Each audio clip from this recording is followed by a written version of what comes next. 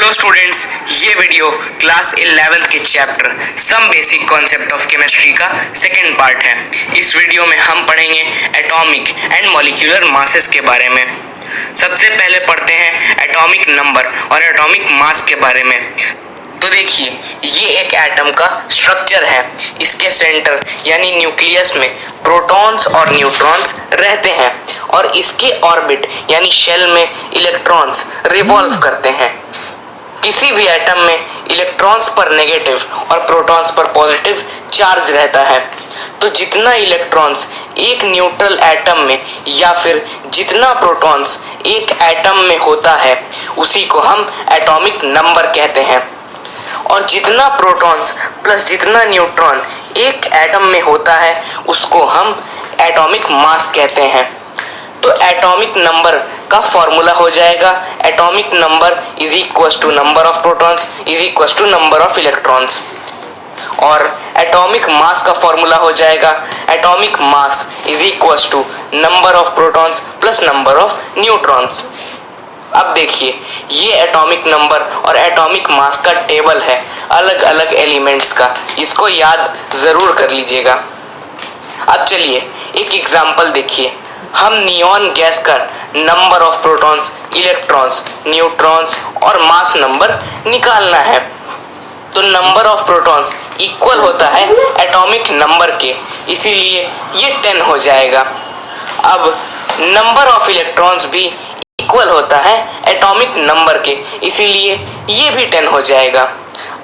अब देखिए, number of neutrons निकालने का एक शॉर्टकट फॉर्मूला होता है atomic mass minus atomic number, यानी ये हो जाएगा 20 minus 10 which is equal to 10। और मास नंबर तो आप लोग जानते ही होंगे, 20 होता है नियॉन गैस का। तो चलिए अब बात करते हैं रिप्रेजेंटेशंस ऑफ आयंस के बारे में। तो आयंस 2 टाइप्स के होते हैं, पॉजिटिव आयंस और नेगेटिव आयंस। अब ध्यान से सुनिए। पॉजिटिव आयंस तब होता है जब एलिमेंट इलेक्ट्रॉन्स लूज करता है और नेगेटिव आयंस तब होता है जब एलिमेंट इलेक्ट्रॉन्स गेन करता है। इसको एक एग्जांपल से समझते हैं। देखिए, हमें नंबर ऑफ इलेक्ट्रॉन्स और प्रोटॉन्स निकालना है ऑक्सीजन -2 का। तो नंबर ऑफ इलेक्ट्रॉन्स ऑक्सीजन का होता है 8 और यहाँ पे 2 इलेक्ट्रॉन्स गेन कर रहा है, इसलिए +2 कर देंगे। तो ऑक्सीजन -2 का नंबर ऑफ इलेक्ट्रॉन्स हो जाएगा 10 और नंबर ऑफ प्रोटॉन्स 8 होगा, जैसा कि नॉर्मली होता है। तो चलिए अब बात करते हैं एवरेज एटॉमिक मास के बारे में। मान लीजिए कि किसी क्वेश्चन में 2 आइसोटोप्स का नेचुरल अबंडेंस दिया हुआ है, P1% और P2%, और उसका एटॉमिक मास दिया हुआ है M1 और M2।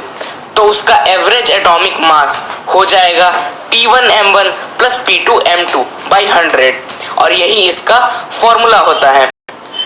तो चलिए अब बात करते हैं मॉलिक्यूलर मास के बारे में। तो एक एटम के मास को हम एटॉमिक मास कहते हैं, जैसे कि atomic mass of neon is 20 AMU या फिर 20 U। इसी तरह से एक मॉलिक्यूल के मास को हम मॉलिक्यूलर मास कहते हैं, जैसे कि molecular mass of CO2 is mass of carbon plus mass of oxygen into 2 which is equals to 12 plus 16 into 2 and the final answer is 44 AMU या फिर 44 U।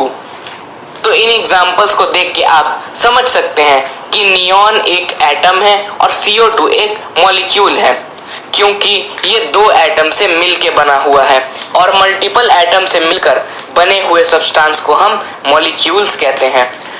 तो चलिए अब बात करते हैं फॉर्मूला मास के बारे में।